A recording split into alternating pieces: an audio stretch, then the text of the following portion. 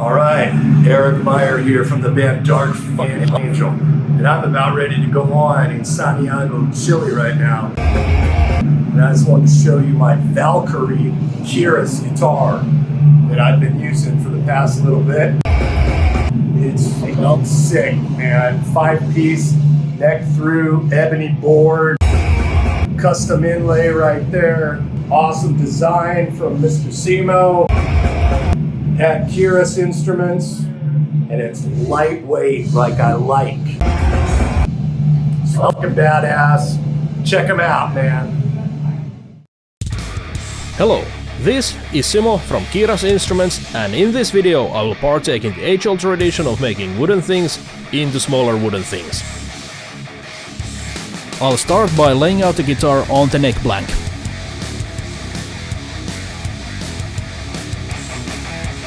Since the guitar will feature a Kahler tremolo, it will need a steep neck angle.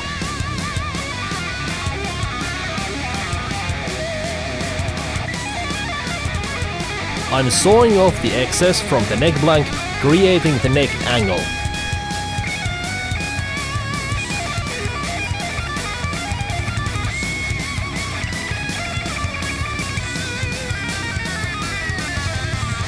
I'm making the top wood for this guitar very thin, and you will soon find out why.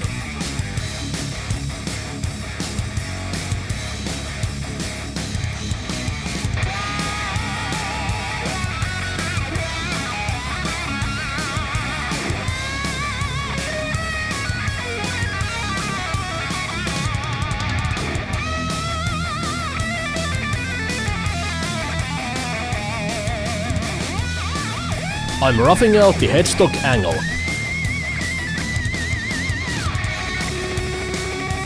Sanding provides the best surface to glue the scarf joint.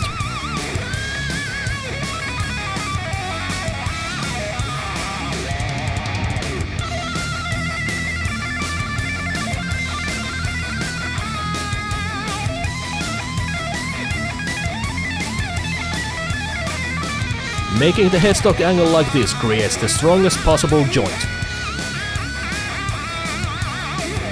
But it can be very fiddly to make this way.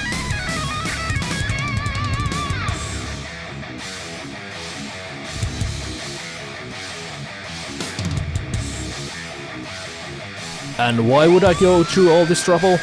Oh, I don't know.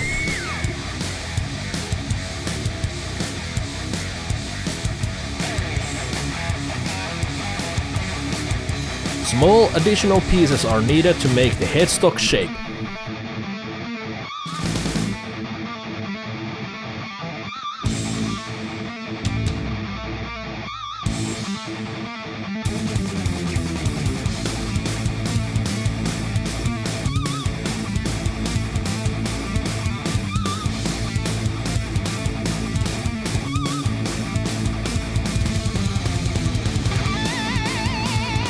I'm using spalted birch for the guitar top and the headstock veneer.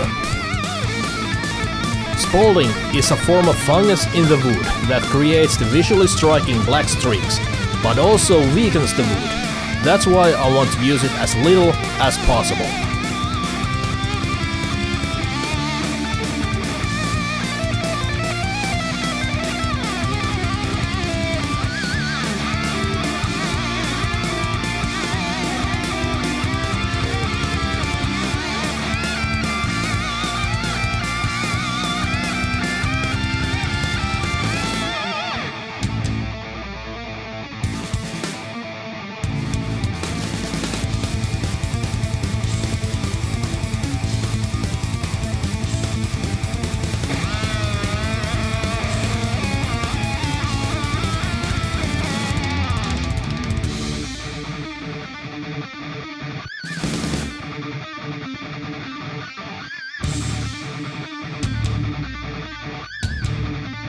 Toothpicks hold the headstock veneer in place while gluing.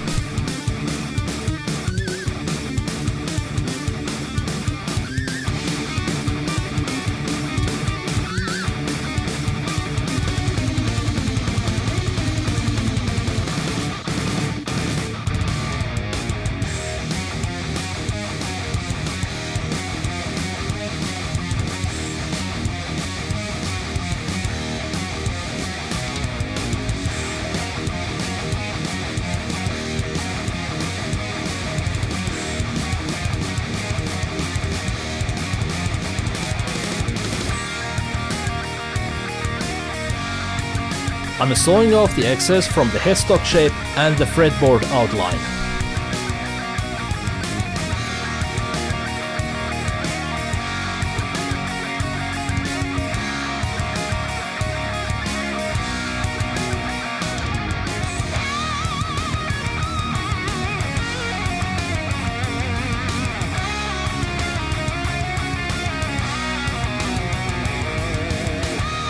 As well as from the headstock thickness.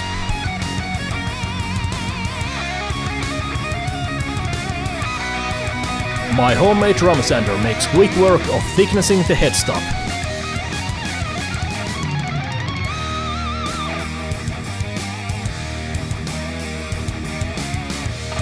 Double-sided tape will keep the routing template in place.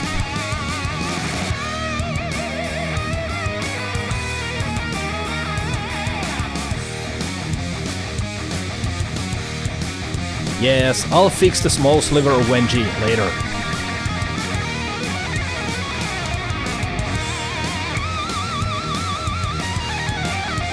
For the fretboard template, I'm using screws to hold it in place. I'm routing out just enough material to fit the spalted birch top.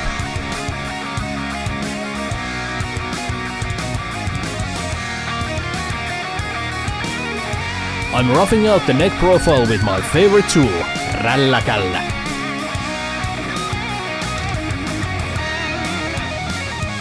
Next, I'm routing a slot for the truss rod.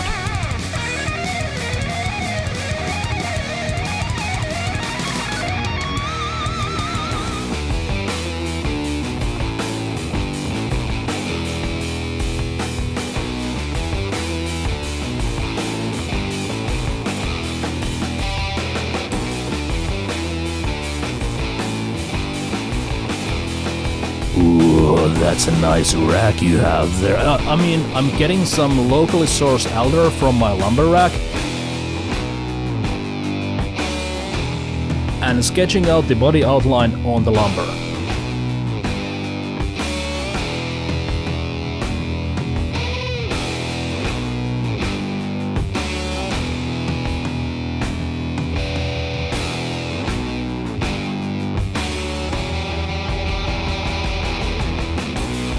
I'll square off the edges.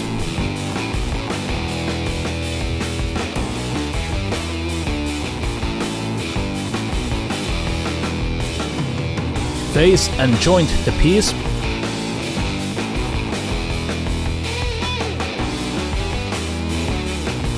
Saw off the pieces for the body sides.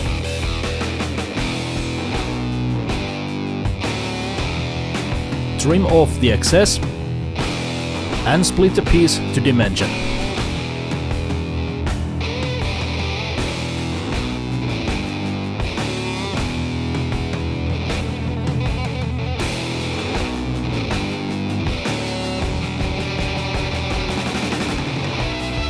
Small notches are needed to make space for clamping.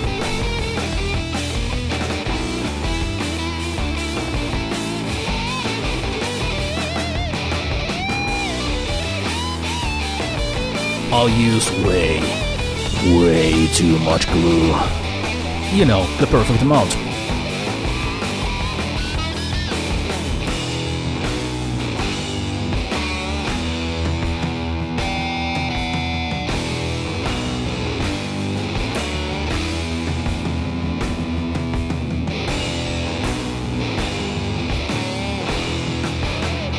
I'm clamping the guitar down to a router sled.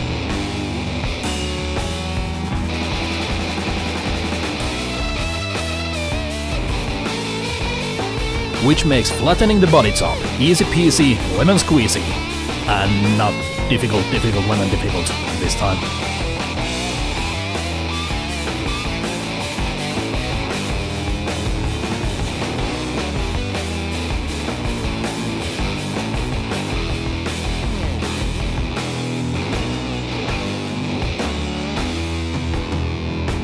This is one of my favorite pastimes. Fiddling about with the measurements, making sure everything lines up and there's enough room for the hardware.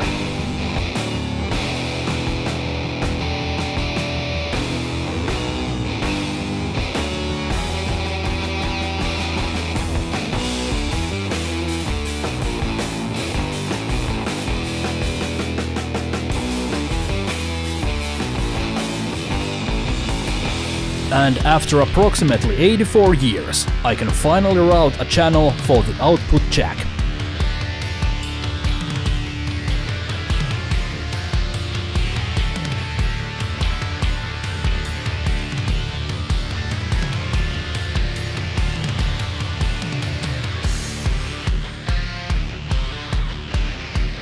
It's definitely not pretty, but neither am I.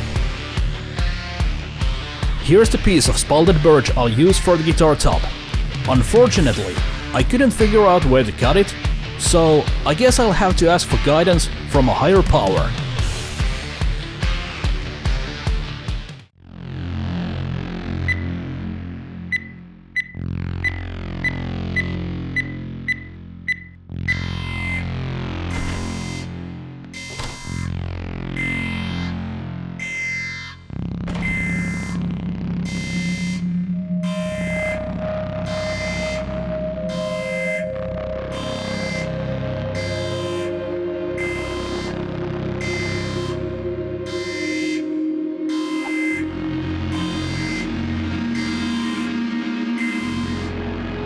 Ei oo synkkää kun kuuntelee ynkkää.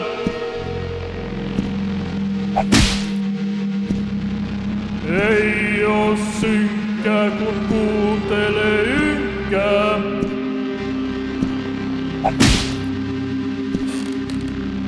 Ei oo synkkää kun kuuntelee ynkkää. Ei oo synkkää kun kuuntelee ynkkää. It's a decent result, okay, but everything's a bit crooked and uneven. I guess my chanting was a little off tune, maybe? I guess it's better than nothing, so I'll just prep it for gluing, right?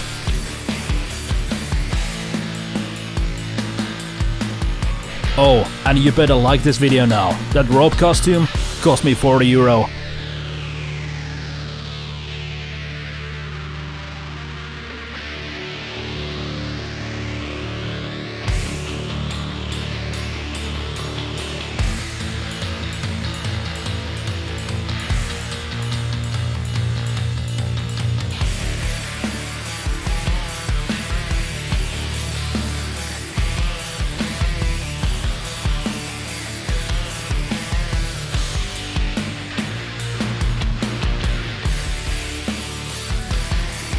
The fretboard will extend over the butt joint.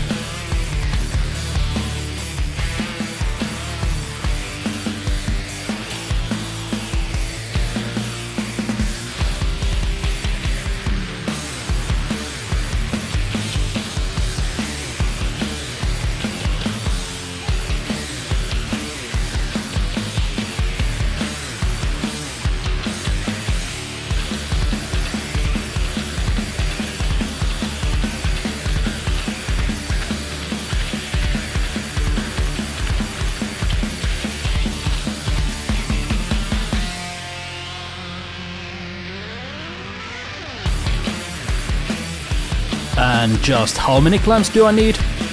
All of them.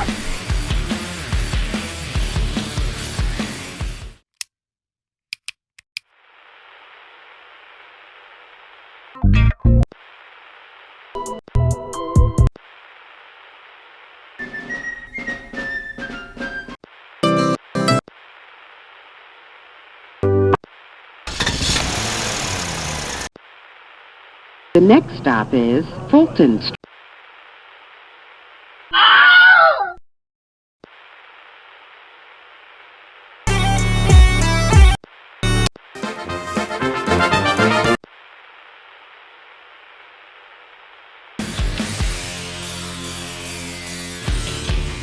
I'm running a piece of ebony through my planer, and then through my drum sander.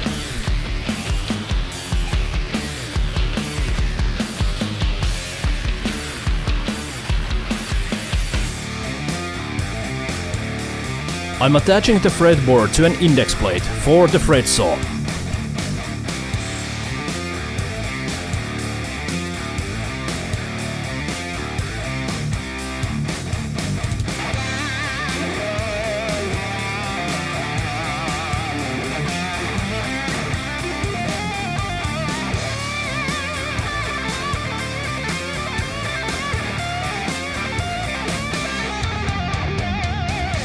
And then it's time to CNC the outline and the fretboard inlay.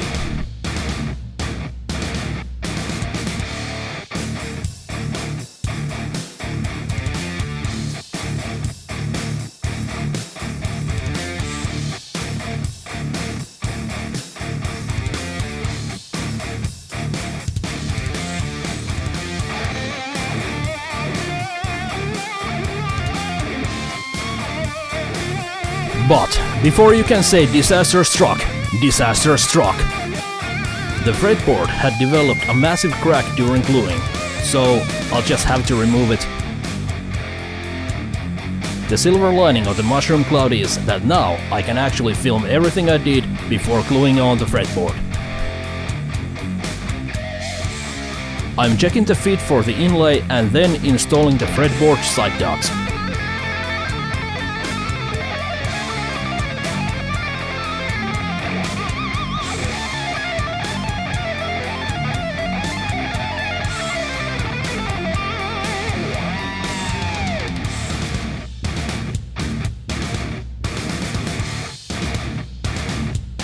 What do you mean drilling holes through the fretboard is nerve-wracking? Nah.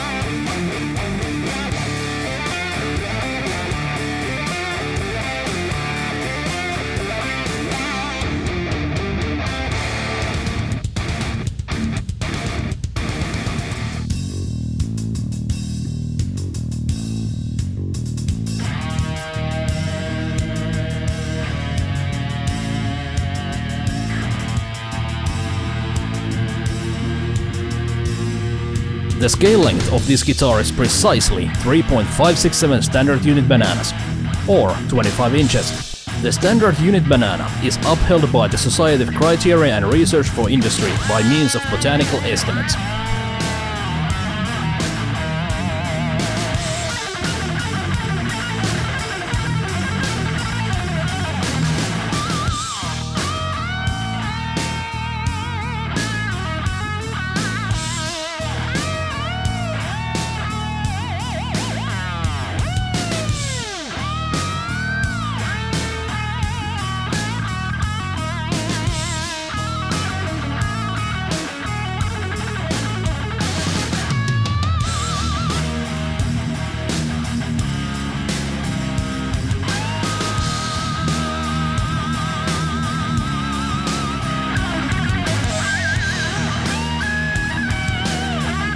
Time to route all the pockets for the electronics and the hardware.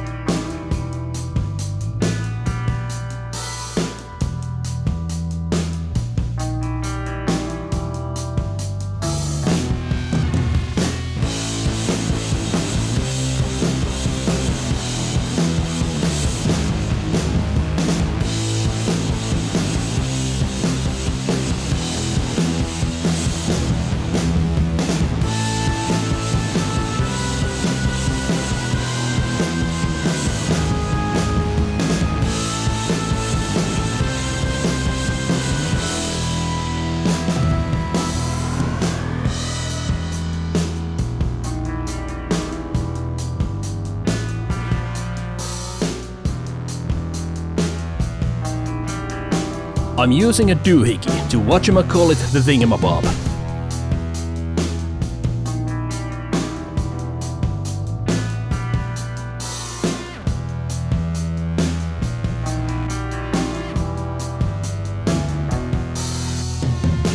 Eric wanted to have the jack plates recessed on the guitar back.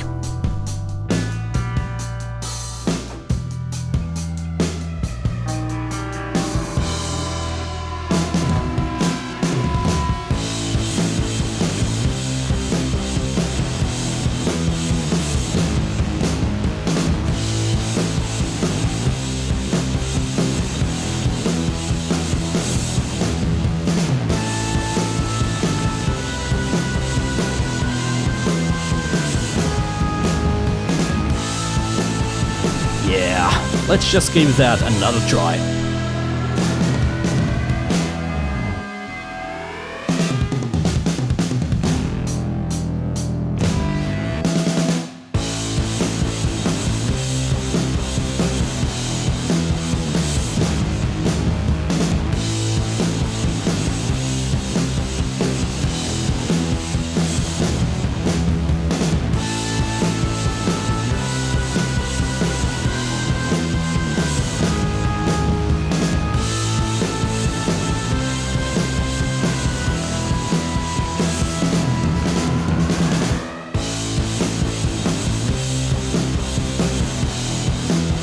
Eric also wanted to have the battery box recessed. But now, let the angle grinder play the symphony of dustification.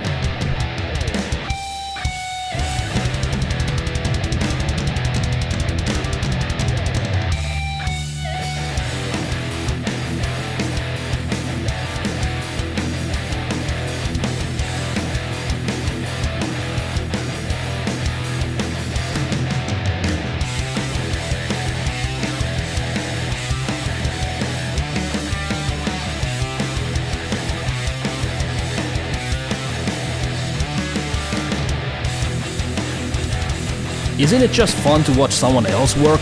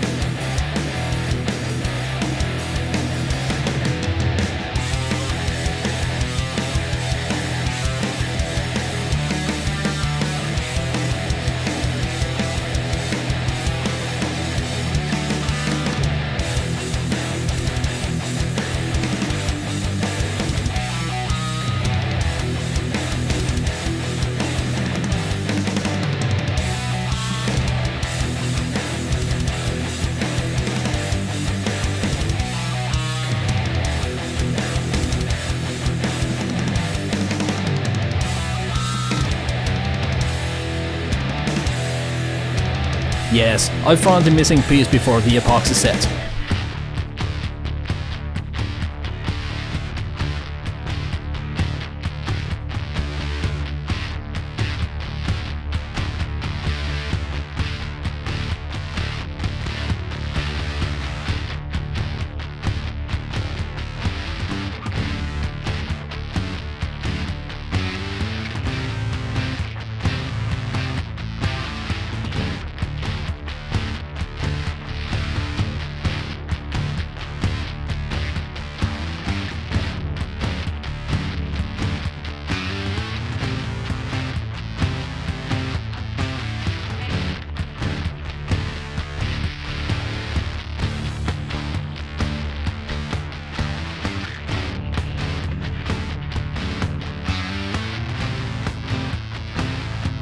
I'm grinding off some of the fret tang, so it doesn't chip the fretboard inlay.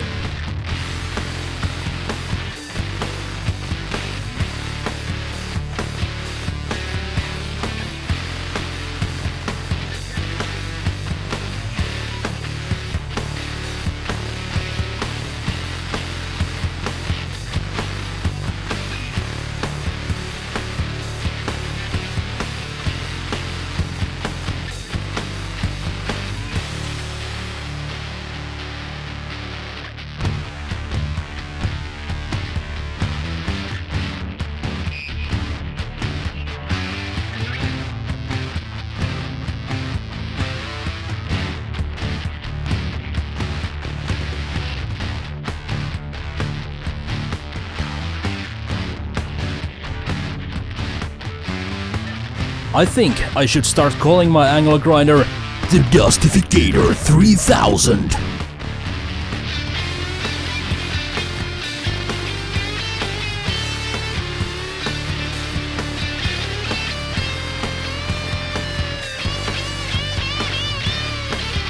All the actual woodworking done, now it's time for the finishing touches.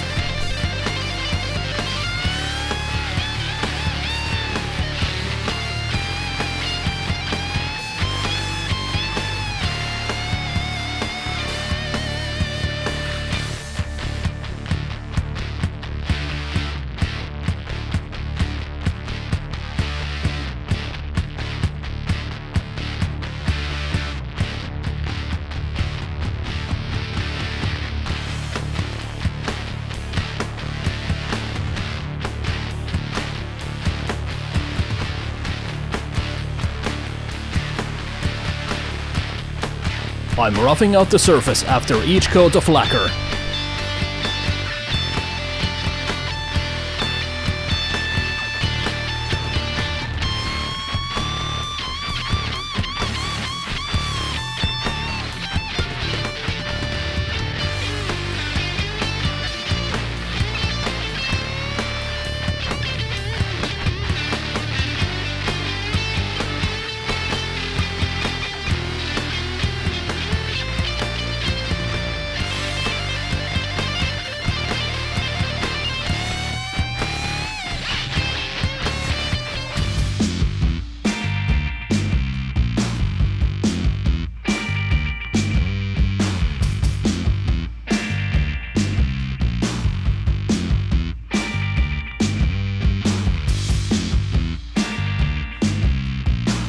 I'm doing extremely important quality control work.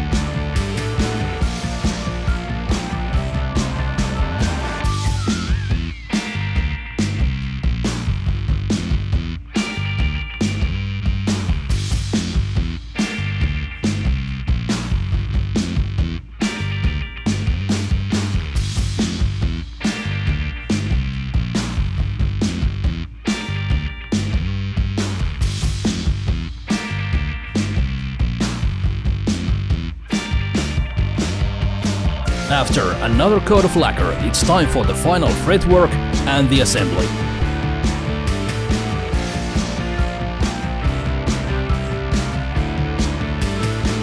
I'm checking each fret individually for any high spots.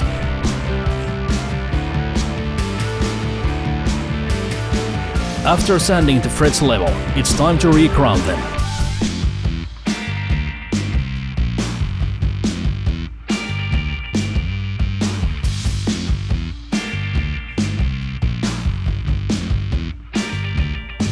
And recheck for any high spots.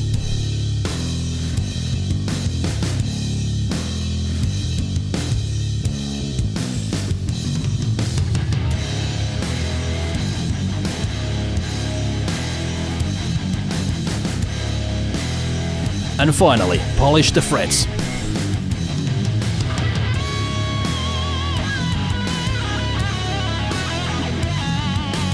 The battery on my camera ran out as I was doing the assembly, so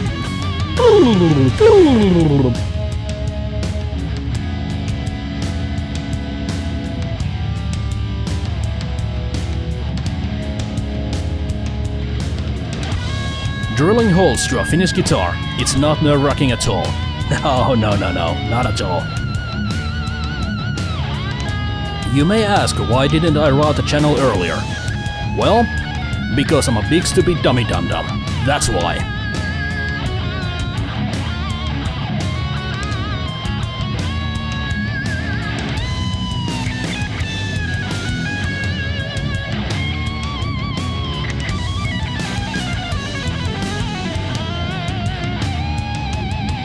It's the electronics faffing about before the storm.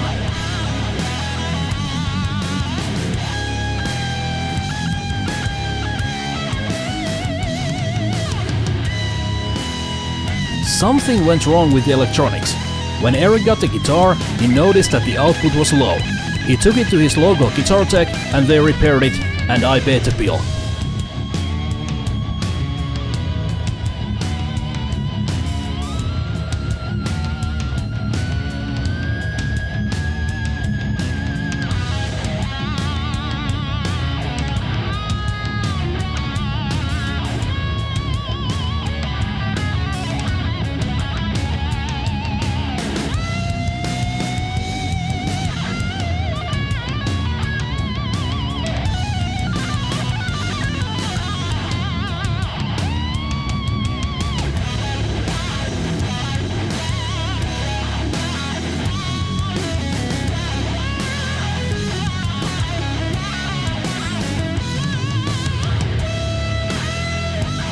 All that is left is to oil the fretboard and string the guitar.